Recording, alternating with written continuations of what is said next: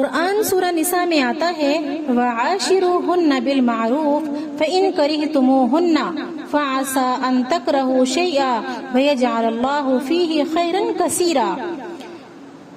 اللہ تبارک و تعالیٰ فرماتے ہیں کہ جو عورت تمہیں پسند نہیں ہے ممکن ہے اس ناپسندیدہ عورت میں ایسی خیر کثیر رکھی ہو جو تمہاری آنکھوں کی ٹھنڈک بن جائے۔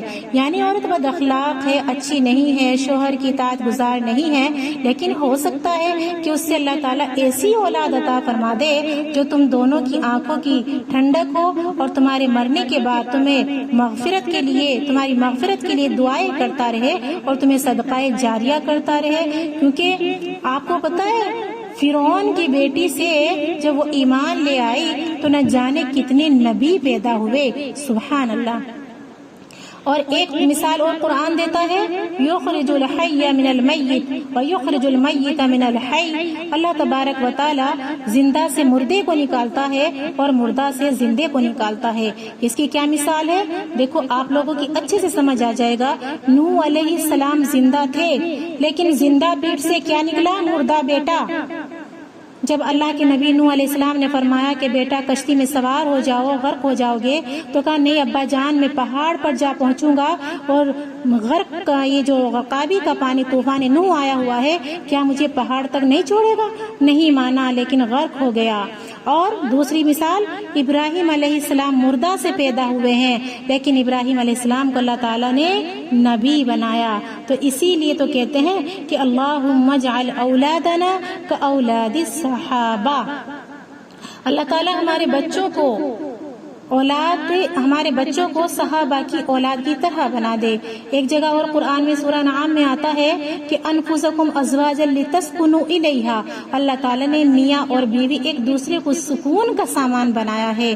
اور میری بہنوں قرآن میں سورہ روم میں ایک اور آیت آتی ہے وجعل بینکم مودۃ ورحمہ، اللہ تعالیٰ فرماتے ہیں کہ میں نے میاں اور بیوی کے درمیان مودت اور رحمت کو رکھا ہے۔ یہاں اللہ ایک لفظ بھی استعمال کر سکتے ہیں لیکن دو کیوں کیے؟ اس کی وجہ یہ ہے کہ جب دو میاں بیوی جوان آپس میں بحثتے ہیں تو تھوڑی دیر کے بعد ان کو خواہشات اکٹھا کر دیتی ہے، اور جب بڑھاپے میں ہوتے ہیں تو خواہشات تو دونوں کی ختم ہو چکی ہوتی ہے، لیکن رحمت ایک ایسی چیز ہے، اللہ نے فرمایا کہ اس عمر میں جا کر دونوں کو ایک دوسرے پر رحم کی نظر سے دیکھنے کا حکم ہے۔ اللہ اکبر، میرے اللہ نے ہمارے لیے کیا کچھ نہیں بتایا، ہمیں سب کچھ بتایا ہے۔ میری بہنوں اللہ تبارک و تعالیٰ فرماتا ہے کہ انسان کو چاہیے کہ اپنی تخلیق پر غور کرے کہ وہ کس چیز سے پیدا کیا گیا ہے۔ نطفے سے پیدا کیا گیا ہے۔ نطفہ وہ ہوتا ہے جو پانی برتن میں بچ جاتا ہے، اتنا پانی کہ اگر آپ اسے کہیں نکالیں تو نہیں نکلے گا۔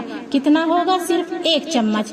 ایک چمچ شوہر کے اسپرم اور بیوی کے ایک خلیے سے مل کر انسان پیدا ہوتا ہے، تو اس کو اتنا ظلم نہیں کرنا چاہیے، اس کو اپنی پیدائش دیکھنی چاہیے کہ وہ کس چیز سے پیدا کیا گیا ہے۔ بے علمی کی بنیاد پر ایک چیز اور جنم لیتی ہے، وہ کیا ہے؟ اللہ تبارک و تعالیٰ فرماتے ہیں وَلَا تَقْتُلُوا أَوْلَادَكُمْ مِنْ إِمْلَاقٍ، تم اپنی اولاد کو قتل مت کرو مفلسی کی وجہ سے۔ یہ کیوں کہا ہے؟ کیونکہ اللہ جانتا تھا کہ عورتیں ایسا کریں گی، تو اللہ نے پہلے ہی قرآن میں سمجھا دیا کہ ایسا نہیں کرنا ہے۔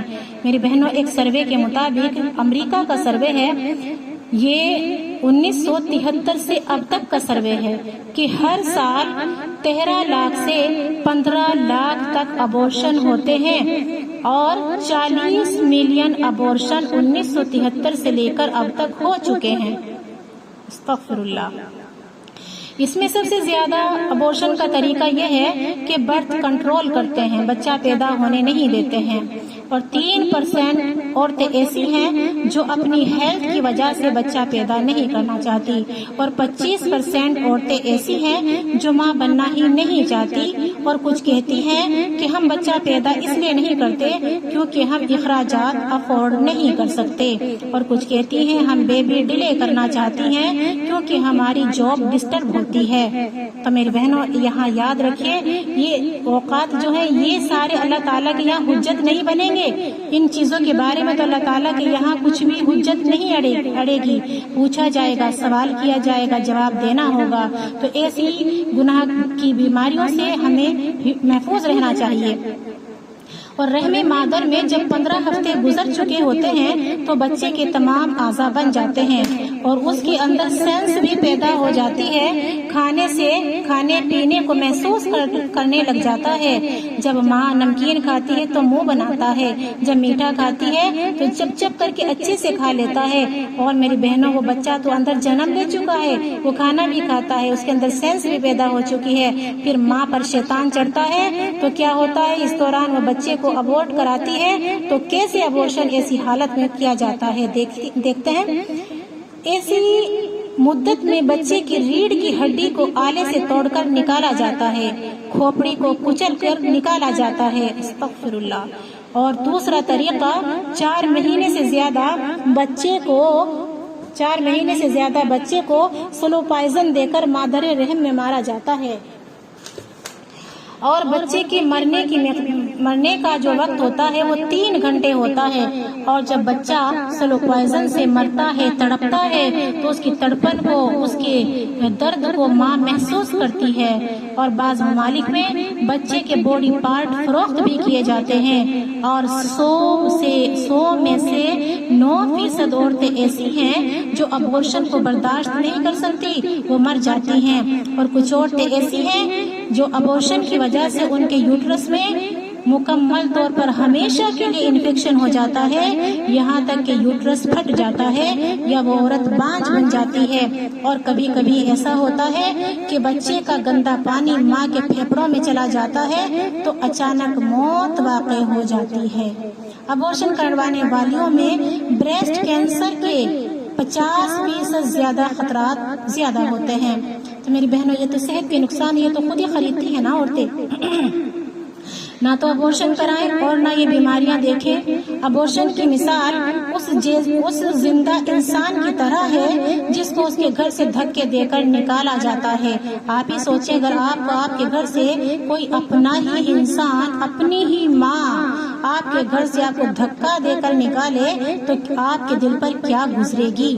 اور یہ بچے تو جب مر جاتے ہیں، چاہے کسی بھی طرح سے مرے، جنت میں ایک پہاڑ ہے جہاں ابراہیم علیہ السلام اور حضرت سارہ علیہ السلام یہ دونوں ان بچوں کی پرورش کرتے ہیں۔ یہ تو بہت اچھی جگہ پہنچ چکے ہوتے ہیں، لیکن آپ اپنا دیکھیے کہ جب اللہ کی عدالت لگی ہوگی اور یہ اپنا مقدمہ پیش کریں گے تو آپ کیا اللہ کے اور اللہ کے سامنے کیا منہ دکھا پائیں گے؟ یہ آپ خود سوچیے۔ ابورشن کرا سکتے ہیں مگر 40 دن سے پہلے، مگر اس کے لیے بھی کوئی ویلڈ ریزن ہونا چاہیے۔ وقت زیادہ ہو چکا ہے، اس لیے بس اب اجازت چاہتے ہیں۔ السلام علیکم۔